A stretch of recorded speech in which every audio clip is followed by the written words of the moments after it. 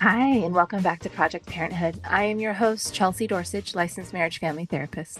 I am here to join you on your conscious parenting journey, bringing more curiosity, openness, acceptance, kindness, and non judgment along the way. My goal is for us to accept what is out of our control, commit to improving our parenting life, and discover better outcomes for ourselves and our family.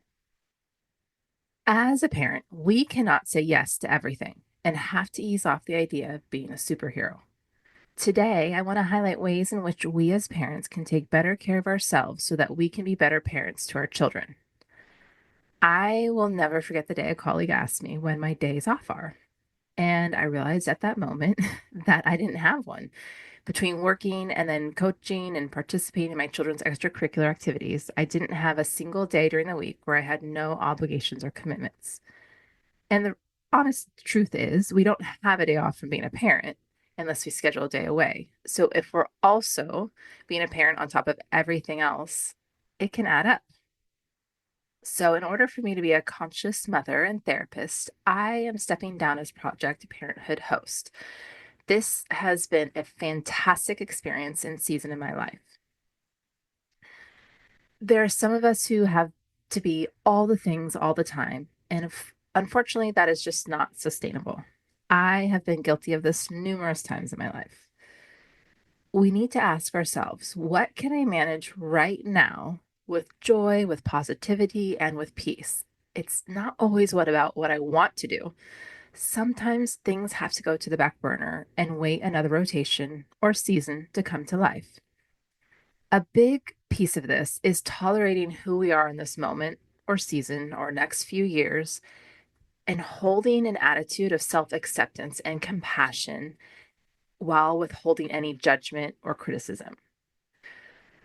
First, we have to be clear about our intentions when we commit to things or add new things to our plate. And we can ask ourselves, okay, what can I do? What can I afford? What resources do I have? How much energy do I have? If we can reflect on our intentions and honestly answer these questions, we'll avoid setting ourselves up for being miserable or feeling guilty or even resentful. I often ask myself those initial questions.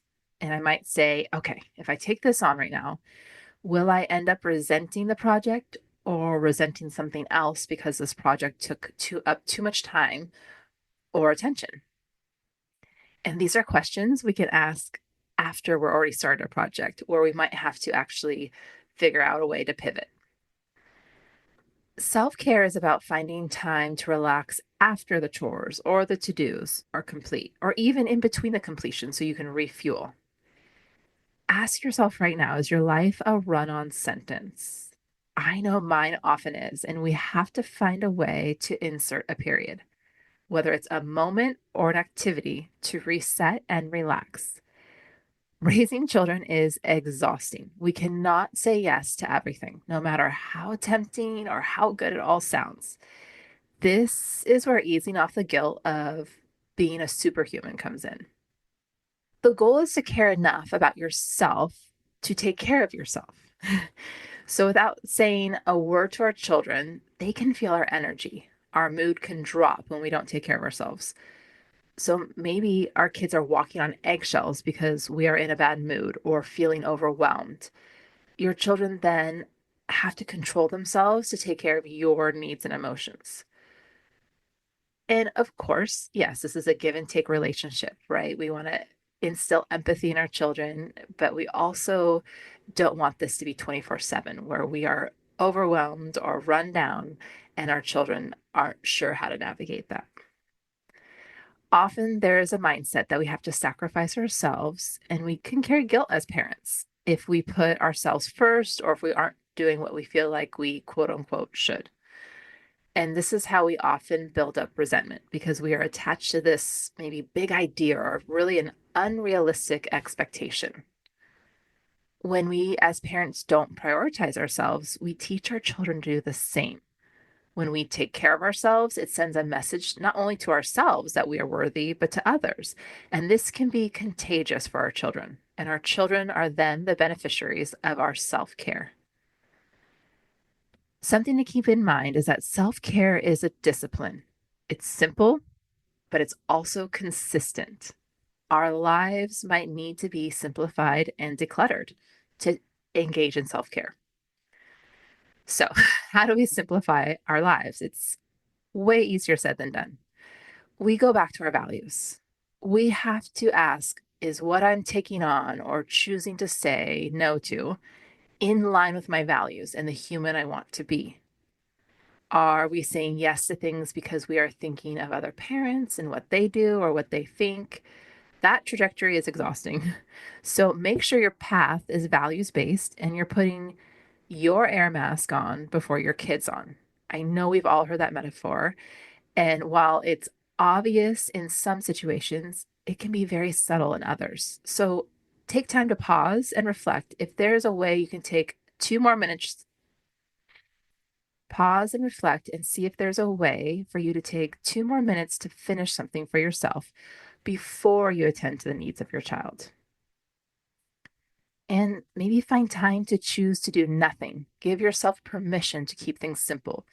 Or better yet, schedule time on your family calendar to do nothing as a family. With the practice of self care comes the responsibility of self compassion. So please take the time to acknowledge your situation, that it is painful or overwhelming. Next, turn off any self judgment or criticism. Make room for those painful or uncomfortable thoughts or feelings and send yourself kindness. Sometimes it can be easier to imagine someone we love in an identical situation and imagine what we would say to them. Now, please say it to yourself. Continue to talk kindly to yourself.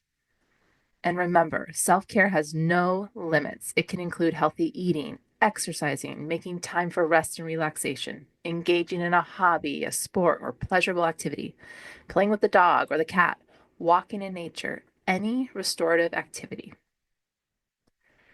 That's it for this week's edition of Project Parenthood.